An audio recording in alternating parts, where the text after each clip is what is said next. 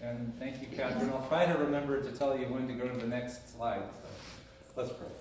God, thank you for our children. Thank you for the families here. Help us to see that we are all part of your family and that we're here to build each other up so that we can be a blessing to the world and not to build ourselves up and use other people to bless ourselves. In Jesus' name. Amen. So last week we began our journey through some of the things I was learning on sabbatical. And actually we're going to spend the first 4 weeks looking at the Moravians, or actually the first 3 looking at the Moravians, and 4th on how the Moravians affected some guy named John Wesley. And we're going to see that throughout history God has been doing things. That God didn't just give the Bible to us and then leave and then have us figure out how to run life ourselves. But that God keeps showing up in God's Spirit and God's activity. God speaks to people. God empowers people. God sets individuals and communities on fire to be a blessing to those around. So we're going to keep on looking at that. If God is the God that was the same God in the Bible and throughout history and now, how can we be open to God speaking to us? How can we be open to God healing us and setting our hearts on fire so that we can become a blessing to others? So last week, we focused on, and just to give you some perspective, I'll be here in a minute. Last week we talked about Count Zinzendorf. And Count Zinzendorf was a German noble who ended up being someone who, because he grew up in the pietistic movement and surrounded by a good, strong Christian community, God shaped him into someone who could be a good host for this community that God would use to turn the world upside down. Because he had the values that God could work through. He had the values that he was willing to do what was right, even if people didn't like it, to honor Christ. He had the values that said we need Christian community. It's not just about individuality. He had the values that said that we need to reach out and be a blessing to our neighbor and not just be here for ourselves.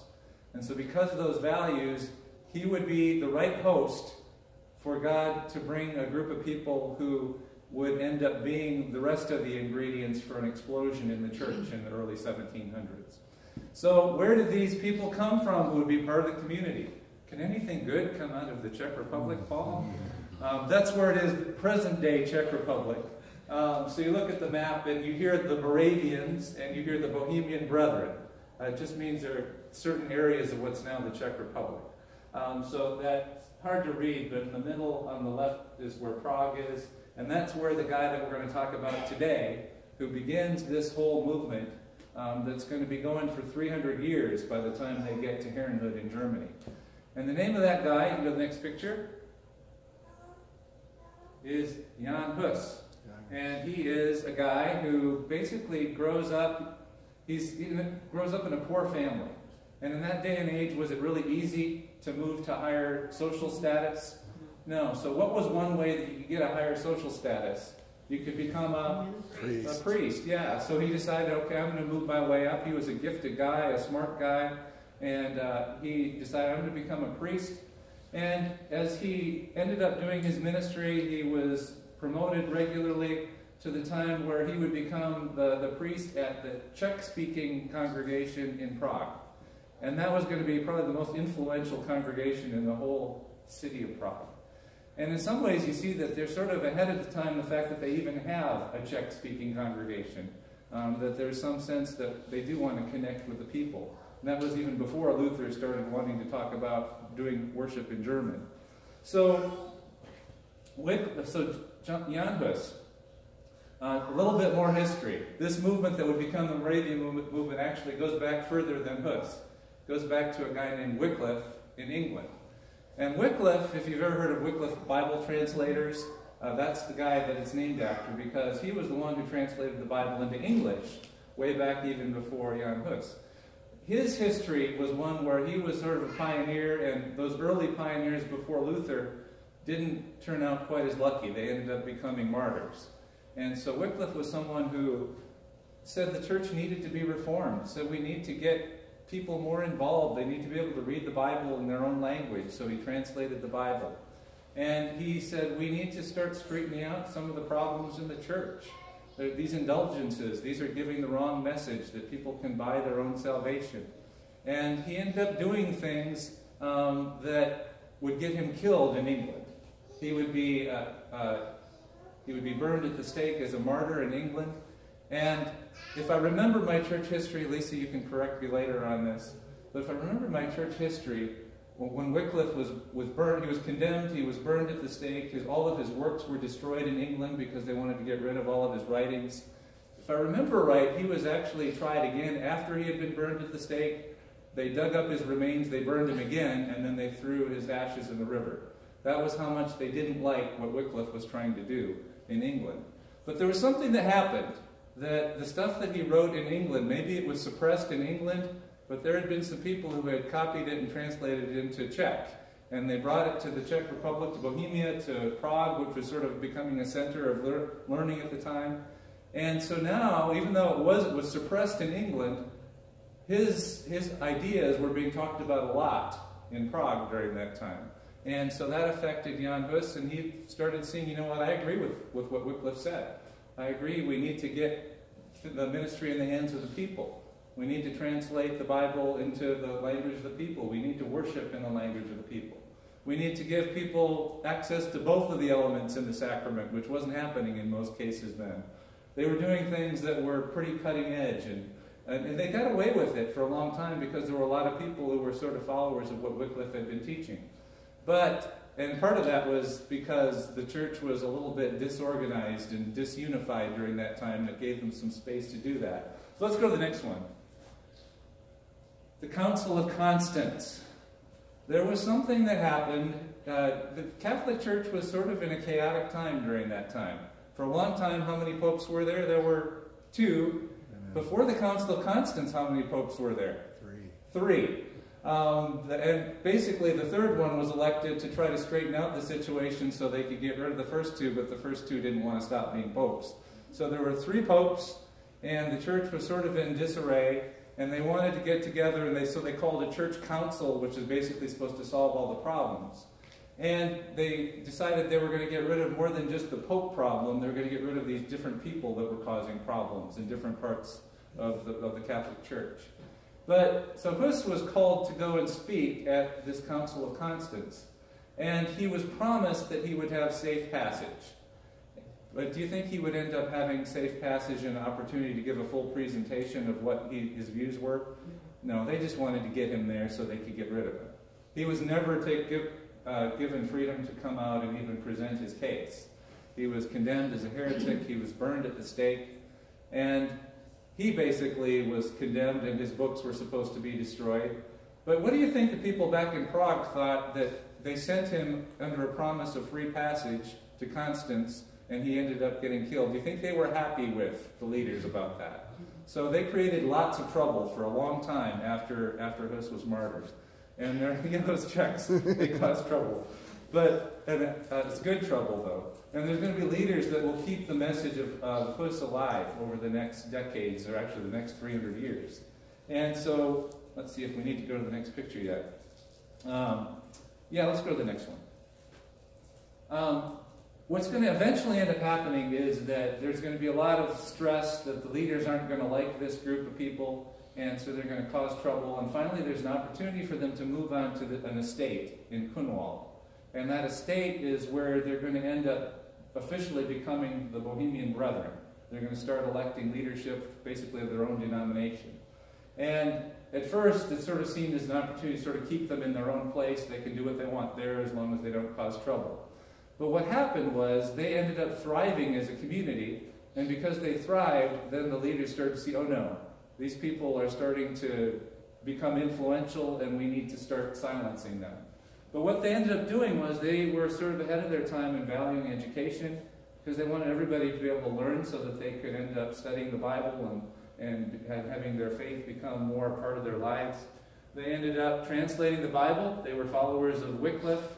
And they said, we need to get the Bible into the hands of the people. So they translated the Bible. Is it Kralitz?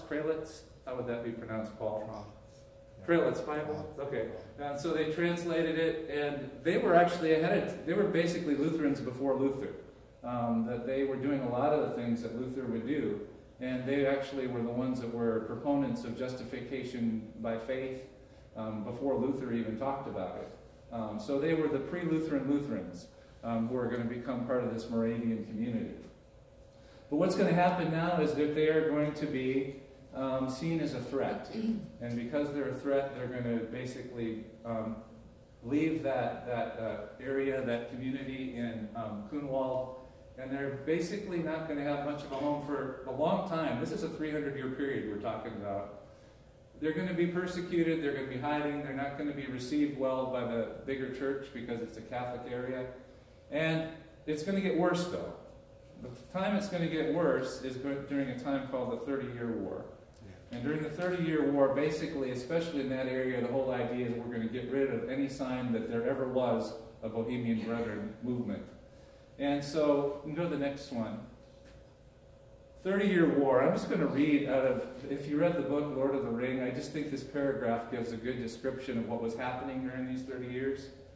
It says, Ferdinand II set out merciless destruction of the Brethren Church. People were imprisoned, raped, tortured, executed, massacred. Their books were burned, their property confiscated, their church buildings taken over. Every trace of the Brethren faith was systematically erased. The population of Bohemia dropped from 3 million to 1 million as refugees fled and as the dead piled up in every town and village. This was a religious dispute. It was pretty significant. Even the graves were desecrated as if to wipe away the very memory of the Brethren from history. So we do have some issues in our own Christian history as well. It's not just ISIS and the things that we see. But what ended up happening was the last bishop, you can go to the next picture. The last bishop of the Brethren was named Comenius. And it's interesting, you look at through the things we're talking about in this Moravian movement, you're going to see probably about 4 of the most influential people of the last 1,000 years. One of them would be Hus, one of them would be Comenius, one of them would be Zinzendorf, one of them would be Wycliffe. So these are some major people. And so Comenius is also going to be probably one of the most 500 most influential people in Western history. And he's going to look back, he's going to observe all of the stuff happening, all the torture, he's going to see family members killed, he's going to see friends killed in that 30-year war, and he is going to say, we need to get out of here. So there's an opportunity for them to get away to move to Poland. So they go to Lissa, Poland, and he's going to look back as he leaves. You know the next picture. He's going to go look back as he leaves and look back at where he's leaving Bohemia, and he's going to pray, God, I pray that even though it looks like everything's destroyed, that you will leave a hidden seed that will grow again sometime in the future. So as he looks back, he's going to go to Poland, and he's going to keep on working on the things that he thinks are important. And he's going to really value education because he's going to want people to be able to learn about their faith and about how to live life more fully. He's going to become the father of modern education. He's going to be listed in Time magazine as one of the 500 most influential people in the last 1,000 years.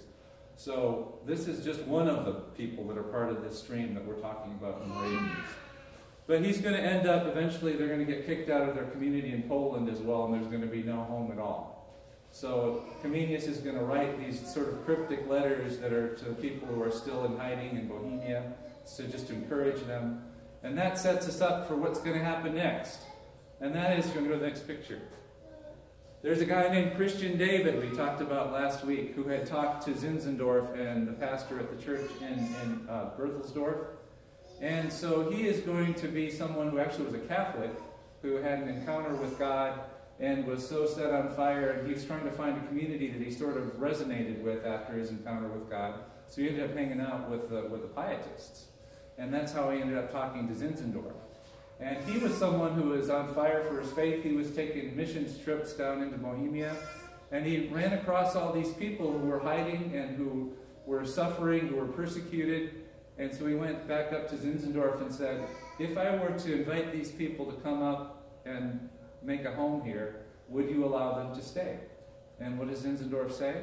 He says, you know what, I've committed to be true to Christ and kind to people. If they come, well, they'll be allowed to stay. But he basically set the rule they needed to be coming from some sort of persecution, and that when they came, they needed to at least join the worship at the Lutheran church in Berthelsdorf. So with all of that, we have the recipe of Count Zinzendorf and all that God had been doing in him, and now this 300 years of history from Jan Hus up through the Bohemian Brethren. And you go to the next picture. The next picture, they're going to build a community, and Berthelsdorf is a mile away from Herrenhut. There wasn't a Heron Hut back at this point. Basically, that was where they started building this new community a mile away. So this is not the greatest picture, but gives you an idea. Then, the next picture. You've got Zinzendorf. This isn't an actual picture of it.